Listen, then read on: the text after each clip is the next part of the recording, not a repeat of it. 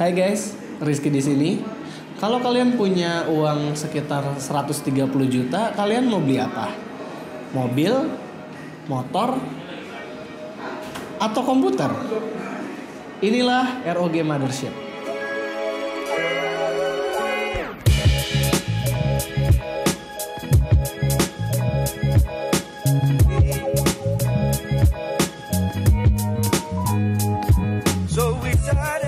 Desain dari Mothership, ya seperti yang kalian expect, ini dibikin mewah banget. Karena kalau nggak dibikin semewah ini, Asus nggak bisa justifikasi harga yang bisa sampai 130 juta tersebut. Warna dasarnya adalah warna hitam, dan bahannya itu kayak brush aluminium gitu dipilok dengan warna hitam, didampingin sama aksen-aksen warna keemasan di hampir setiap sisinya.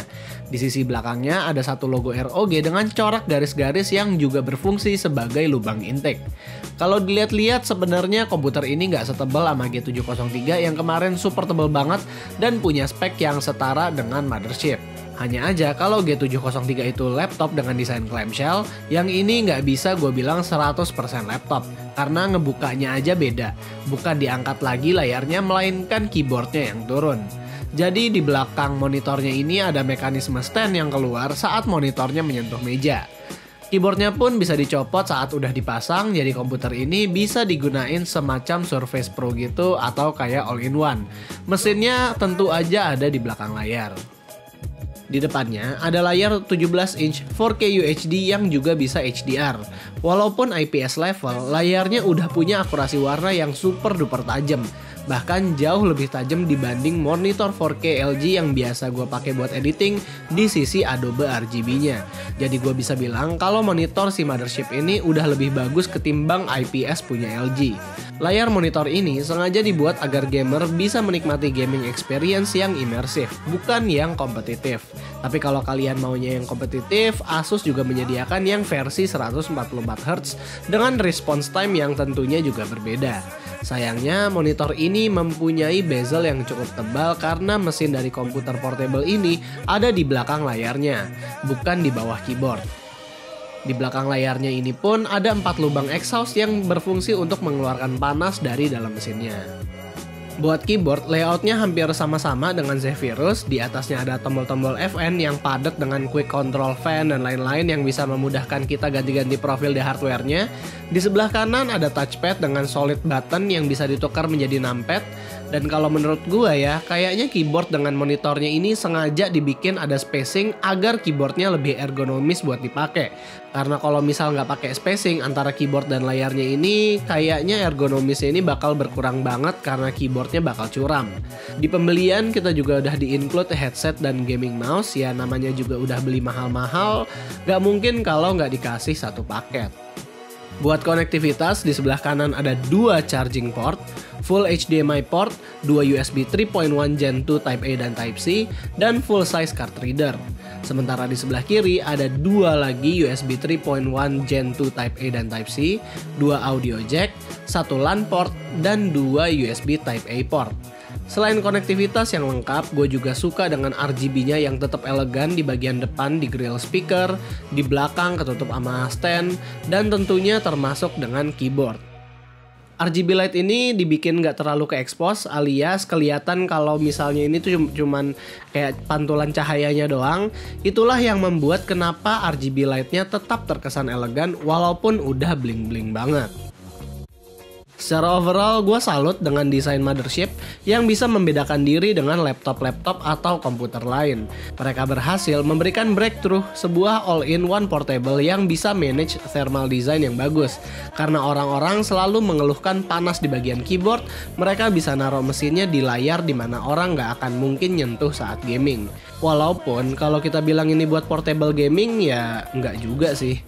Jujur setup ini komputer itu PR banget, mulai dari ngeluarin dari tas, terus ngeluarin adapternya, sampai setup adapternya yang ada 2 biji tersebut. Tapi setelah semua ke setup, sebenarnya ya worth it aja kok usaha kita tadi. Buktinya kita bisa dapat experience desktop portable di berbagai tempat, alias nggak cuma kekunci di rumah.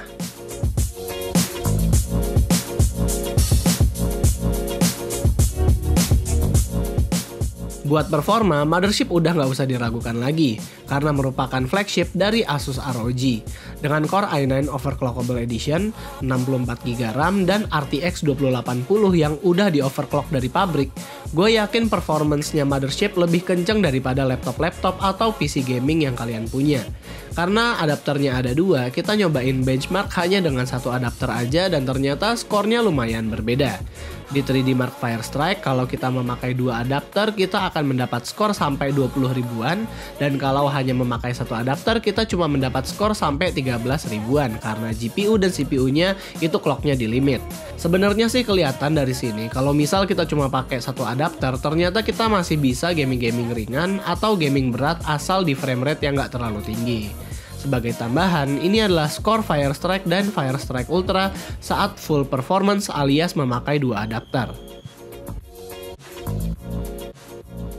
Walaupun terkadang emang malas untuk bawa dua adapter sekaligus, tapi ya untuk mendapatkan full performance, apalagi yang namanya udah beli di harga segini ya memang kita harus berkorban untuk bawa-bawa dua adapter seperti halnya GX 800 zaman dulu. Di sini gue akan benchmark beberapa game. Resolusi yang gue pakai adalah 2K atau 1440p. Settingannya juga mentok kanan untuk semua game. Di ROG Armoury Crate-nya kita juga mempunyai 3 profil settingan hardware, yaitu Silent, Performance, dan Turbo. Di pengetesan kali ini gue hanya akan memakai yang Performance aja karena perbedaan antara Performance dan Turbo itu nggak terlalu banyak. Walaupun yang Turbo ini kadang-kadang suaranya itu suka mengganggu. Di Battlefield 5 kita mendapatkan 61 FPS dengan RTX atau DXR on, Shadow of Mordor 89 FPS, Assassin's Creed Unity 67 FPS, game yang paling terbaru yaitu Call of Duty Warzone 148 FPS, dan yang terakhir adalah yang settingannya beda sendiri yaitu Red Dead Redemption 2 dengan settingan High Ultra dan resolusi Full HD, itu 71 FPS. Settingan RDR2 ini sengaja agak diturunin agar mendapat FPS yang lumayan tinggi. Buat stress test, komputer ini bisa PES di 97%-an dan kita lihat memang clock speednya agak di limit di akhir-akhir.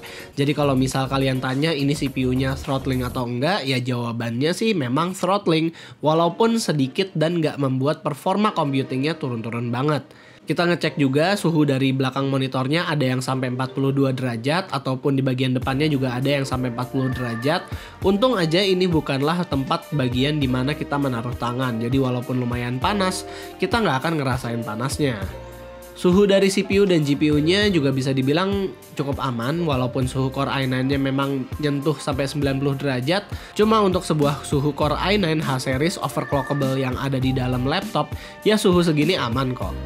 CPU dan GPU Mothership juga bisa di overclock tanpa harus nyentuh Intel XTU atau BIOS. Di Armoury Crate kita bisa setting lagi multiplier dari CPU-nya dan juga clock speed dari VGA-nya. Jadi Armoury Crate di Mothership memang dibuat sangat optimal, gak hanya untuk monitoring performa dan suhu, tapi juga bisa buat setting macem-macem.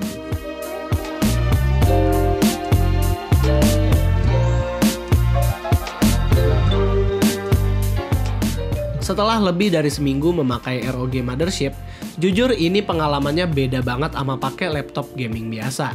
Kita memang mendapatkan performa yang lebih keren dibanding teman-teman kalian, tapi ya dengan harga yang juga lebih keren dan effort ngebawa kemana-mana yang juga lebih.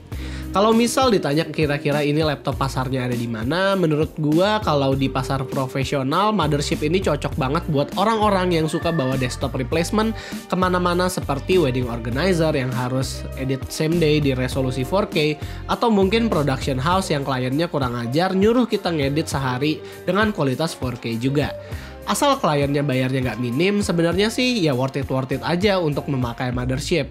Nah kalau di gamer, gua rasa memang Mothership ini cocok buat Sultan yang mau desktop replacement buat dibawa kemana-mana asalkan memang bawa mobil. Karena kalau bawanya motor, kayaknya kasihan aja sih pundaknya bawa laptop seberat ini. Di pembeliannya kita juga diberi tas dengan model mau camping. Tas ini sendiri beratnya sekitar 10 kilo apabila sudah diisi dengan Mothership ditambah dengan kedua adapternya. SSD dari Mothership untungnya nggak kacang-kacang, udah 1,5 tera RAID 0 dengan merek Intel juga. Kalau mau upgrade juga kalian tinggal buka di bagian belakang monitor, ada sekrup yang ditutup oleh bahan semacam rubber gitu. Dan di dalam kita bisa melihat bagaimana Mothership bisa memanage performa tinggi dengan suhu yang cukup rendah. RAM-nya bisa ditukar-tukar alias ada 2 slot SODIMM di sini. Berikut juga dengan M.2 SSD yang ada di sebelah RAM. Bahkan slot M.2-nya aja ada 3. Walaupun memang menurut gua mengganti RAM dan SSD di sini kayaknya udah nggak perlu karena semuanya udah komponen yang terbaik. Salut di sini buat Asus yang udah naruh the best of the bestnya mereka, mulai dari performa sampai fitur-fitur ke dalam satu komputer portable. Selain dari komponen macam RAM dan SSD, Asus juga menempatkan sound card yang high-end banget di dalam Mothership. Dengan sound card high-end ditambah front-facing speaker yang berderet ada di bawah monitor, asli ini speaker bagus banget kualitas suaranya.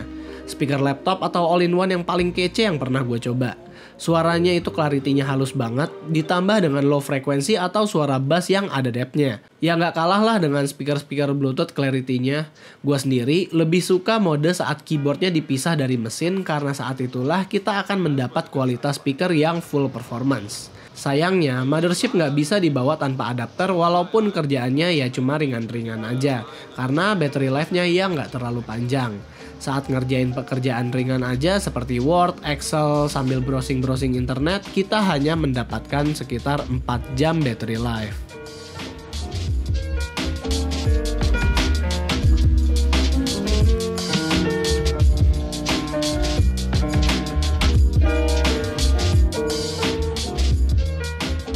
ROG Mothership adalah gaming device yang memang bukan ditujukan untuk mobile gaming. All-in-one portable ini lebih ditujukan kepada profesional atau gamer yang memang butuh desktop replacement atau powerhouse besar yang seenggaknya mungkin seminggu sekali dia akan berpindah-pindah tempat. Kalau mau ngomongin penampilannya saat dibawa ke cafe ya memang keren sih. Tapi hati-hati aja jangan sampai ngerepotin kafenya karena laptop ini akan memakan 2 colokan sekaligus. Kalau kita lihat dari depan saat keyboardnya dicopot, kayaknya memang Mothership ini adalah Nintendo Switch versi lebih pro-nya lagi. Ngelihat flagship yang begini sih kerasa kayaknya Asus memang pengen pamer dengan teknologi-teknologi mereka. Akhirnya semua teknologi tersebut dimasukkan ke dalam satu device, ya jadi deh satu flagship yang harganya mirip sama mobil.